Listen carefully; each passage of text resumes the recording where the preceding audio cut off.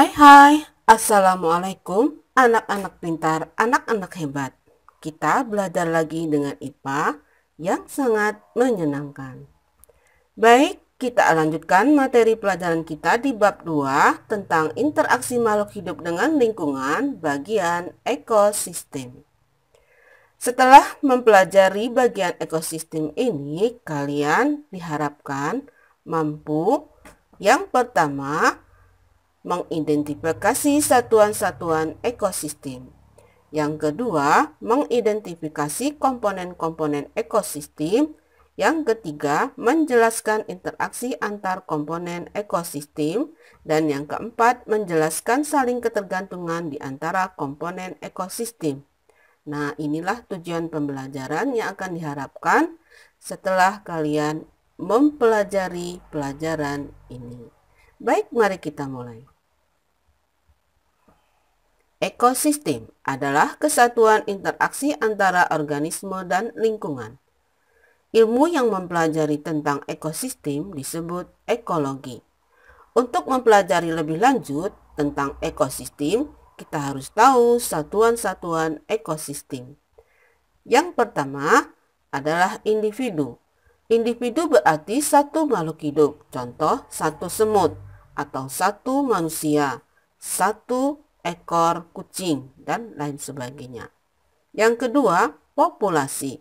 Merupakan sejumlah individu sejenis yang menetap di suatu daerah pada waktu tertentu. Contoh, 2 ekor semut atau lebih, 2 orang, 2 batang pohon, dan seterusnya. Yang ketiga, komunitas. Merupakan seluruh populasi yang hidup bersama dalam suatu daerah.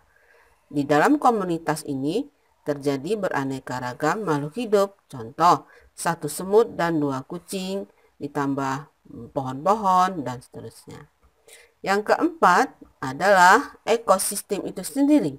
Anggota komunitas berinteraksi dengan benda tak hidup membentuk ekosistem. Dan yang kelima, biosfer, merupakan kumpulan ekosistem yang terdapat di bumi. Macam-macam ekosistem ada 2. Yang pertama adalah ekosistem alami. Ekosistem alami terjadi karena proses alam. Contoh, yang pertama gurun pasir, hutan tropis, danau, laut, sungai, dan banyak yang lainnya.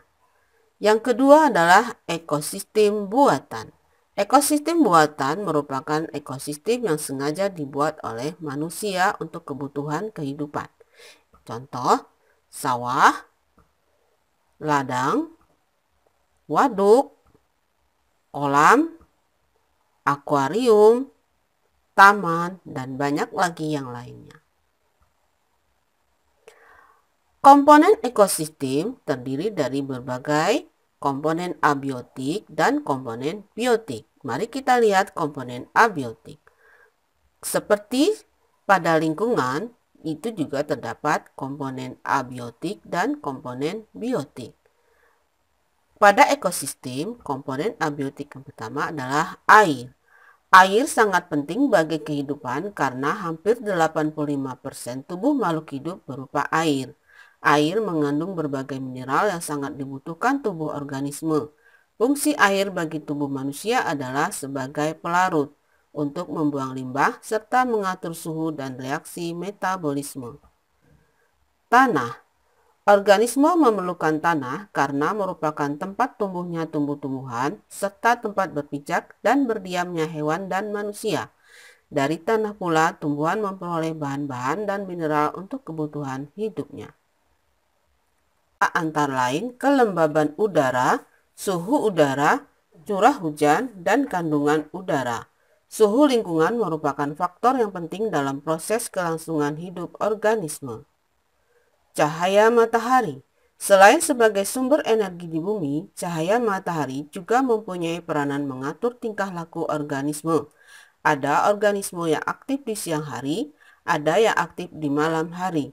Cahaya matahari juga dapat melapukkan batuan-batuan sehingga memungkinkan organisme memanfaatkan mineral hasil pelapukan batuan tersebut.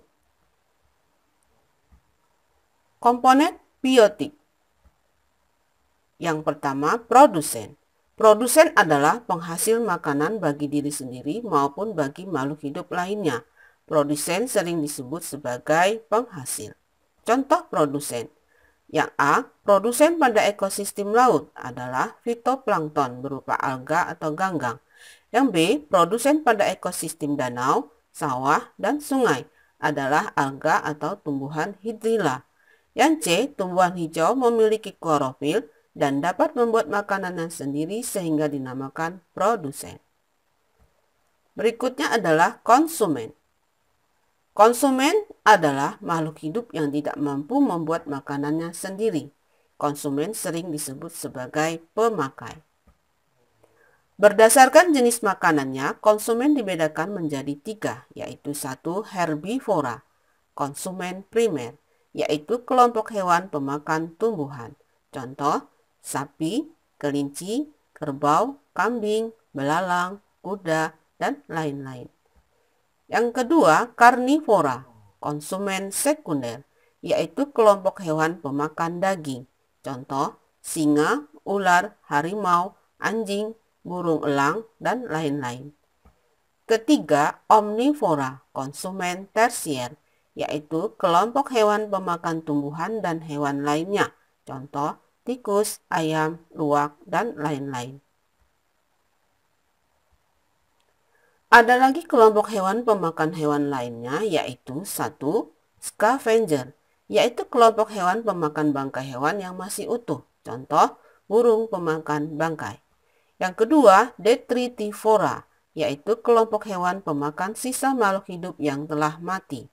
Contoh, rayap, cacing tanah, serangga tanah, teripang, bintang laut, kelabang, dan kaki seribu. 3. Piscivora, yaitu kelompok hewan pemakan ikan. Contoh, bangau. Dekomposer adalah makhluk hidup yang mampu menguraikan sisa-sisa makanan atau makhluk hidup. Bangkai makhluk hidup atau sisa makanan akan diuraikan oleh dekomposer menjadi zat yang lebih sederhana. Hasil penguraian akan meresap ke dalam tanah dan dibutuhkan oleh tumbuhan. Dekomposer menggunakan organisme yang sudah mati sebagai sumber nutrisi mereka, contohnya bakteri dan jamur. Perhatikan sampah ini. Sampah bangkai ikan, sampah sisa-sisa sayuran dan buah-buahan, dan sampah bangkai ayam. Tumpukan sampah ini akan diuraikan oleh bakteri pembusuk dan jamur. Sisa-sisa makanan, bangkai hewan, dan sisa bahan organik lainnya akan menjadi makanan bagi bakteri pembusuk dan jamur. Setelah diuraikan oleh bakteri dan jamur, sampah tersebut akan menjadi komponen penyusun tanah. Tanah menjadi subur dan baik untuk ditanami. Begitu seterusnya sehingga tanaman sebagai produsen dikonsumsi oleh konsumen primer dan pada akhirnya konsumen puncak mati dan diuraikan kembali oleh bakteri dan jamur. Setelah kalian mempelajari ekosistem, ini ada tugas. 1. Apa yang membedakan ekosistem danau dengan ekosistem akuarium? 2. Pada dasarnya komponen ekosistem baik alami, buatan, darat maupun air adalah sama, yaitu terdiri atas 4 komponen. Jelaskan. 3. Jelaskan perbedaan produsen dan dekomposer dalam fungsinya di suatu ekosistem. Ibu yakin kalian bisa menjawabnya dengan baik dan benar. Demikian saja pelajaran kita kali ini. Ibu akhiri. Assalamualaikum warahmatullahi wabarakatuh. Terima kasih.